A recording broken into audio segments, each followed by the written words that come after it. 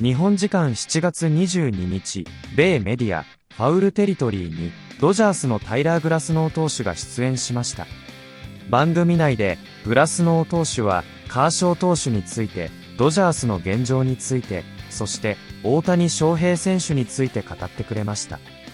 ファンの知らない、大谷選手について、聞かれた、グラスノー投手は、飛行機の中で漫画読んでますよ。5時間のフライトがあっても、ずっと漫画を読んでたりするんです。今みたいに iPad や TikTok とかある時代に彼は今でも昔ながらの漫画を選んで読んでるんです。とコメント。続けてグラスノー投手は一番印象に残ってるのは前回登板の時にすごいピッチングをした時のことですね。相手は全然手が出なかったくらいのピッチングをしたんです。でも彼のその日の打撃は4三振だったんですよ。だから、ナイスピッチングだったね。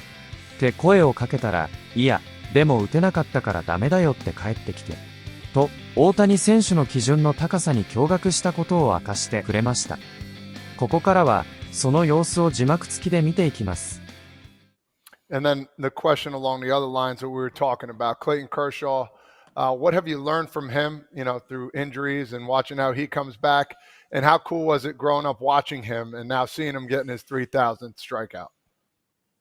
Yeah, it's honestly one of the most impressive people I've been around in baseball. I think having him be in that organization for so long, you can definitely tell. I don't know where the culture was established, but I think a lot of it is within him, the way he goes about his week and the way he just goes about competing. He's not only a player, he seems very much like a coach and a front office guy. So much revolves around, I think, what he thinks because he's so highly respected. And I think just the mentality of always go out and try to toe the rubber whenever you can. Don't always have to feel perfect. And the way he grinds in between the week, he works extremely hard still. And I think the thing that impresses me the most about him is the intensity he brings to start day every week. And I think when you play with enough guys from when they're a rookie to the end of their career, I think there are a bit of maybe changes. You have the intensity or the nervousness and that energy is there when you're younger. And I think you learn to manage it. And then maybe towards the end, you don't have as much fire, I guess, if that's the right word I'm looking for. But to this day, his routine going into the training room before, everything he does has been, from what I've heard, pretty much the exact same as when he was a rookie.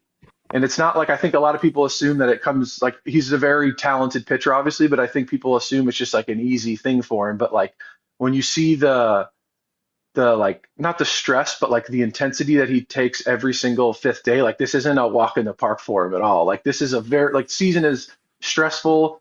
He's got all tons of kids. He's so good at being a dad and juggling that, and every single thing he does in his life is very just good. He does everything at the highest level.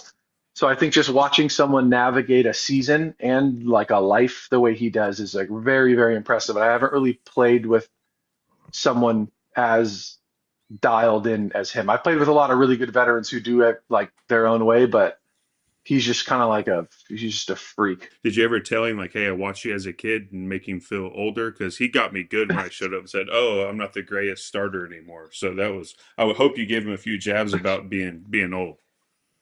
When I first got over there, they asked who's your favorite player growing up? And he's I don't know, was 5 years older than me. And I was Clayton Kershaw. I used to watch him with my dad in high school. And Barnes would make so much fun of me, just and we are all locker buddies, and he would just be hey, remember when you said Clayton was your favorite player? And he's kind of your age, and he'd always just so I think doing that, just being so young and watching him, I think made him feel pretty old, just being you're my favorite player I've watched since I was a young kid. So he's probably oh, that's kind of weird, but yeah. One thing I realized when I got over there is the culture that they have there, and you kind of alluded to it with the way Clayton goes about his business and all that. The way that they include everybody, you got so many superstars there. We had the post-series win when everybody was saluted on player of the game and stuff like that. What are the vibes like that when you guys win series and stuff like that? I know that Miggy Rojas always puts on a show for everyone. Is he still holding the court for everybody? Yeah. We go, so if we win a series, we all group up and we take like a post-game shot. And then if we sweep a series, we do another one after. But yeah, Miggy Rowe is like a huge piece of our team. He's the mic guy. He does our post-game or like series win speeches. And then whoever's like the player of the series will get up to say something.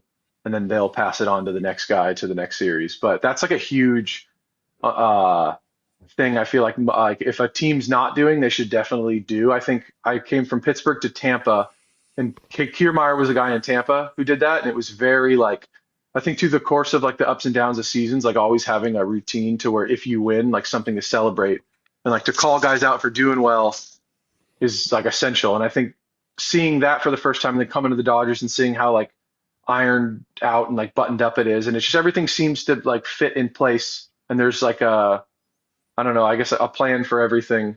It's super essential for a winning team. I think just to like celebrate the small wins. And Miggy Rowe is phenomenal on the mic, and I think a lot of people always look forward to the meetings and like the wins after, just to be able to do that.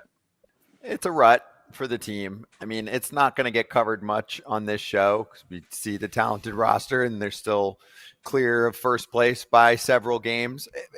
It's not like the team's cruising through. The Padres are on the Dodgers' tail. But my question for you is, how do you observe a veteran team like this that is talented, that's been here year after year, go through the balance of a tough stretch and saying, hey, we got to fix this and get it right, but also we probably should just be doing what we've been doing for most of our careers because the organization makes the playoffs? Yeah, I think there's always like a point in the season where you're in a rut. Like we had one last year when I was here for my first year here. I know in 17, I think they lost like 11 in a row and then went to the World Series. So I think it's not like a super big panic moment. I think people understand when you're not playing good, it like sucks and it's not as like great in the clubhouse. And I think it's just at this moment, we're not really clicking on like any of the cylinders. And I think it's just kind of like how baseball goes. Like you could be hitting well, not pitching well. Then it flips around. Then the bullpen's dominating and hitting's a little bad, or defense. It's just kind of like the ebbs and flows of like things are good, things are bad, and then like it's just I guess like the law of chance or whatever. It's like probability is just like at some point all of them are going to be on a downswing, and it just so happens to be right now.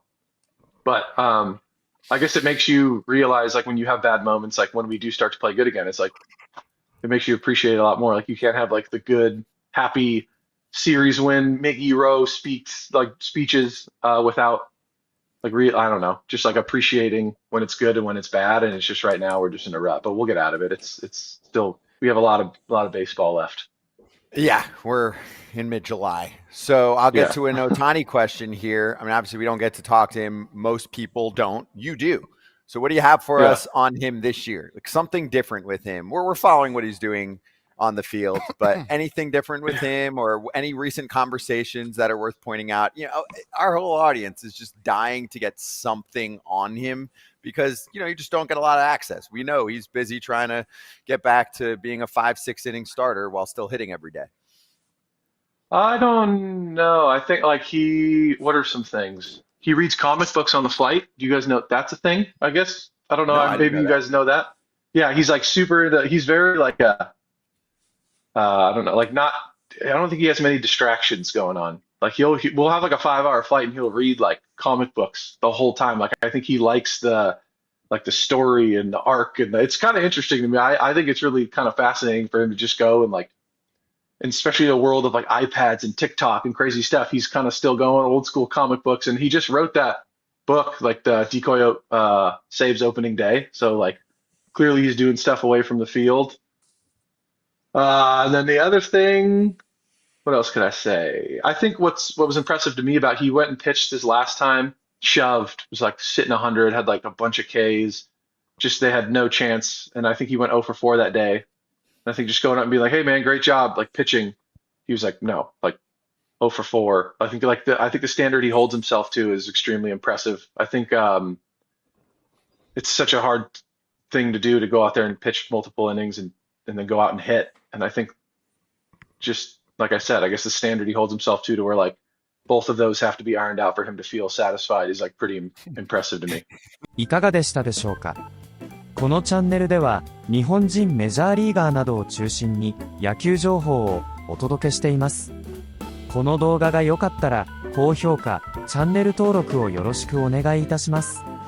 今回も最後までご覧いただきありがとうございました。それではまた次の動画でお会いしましょう。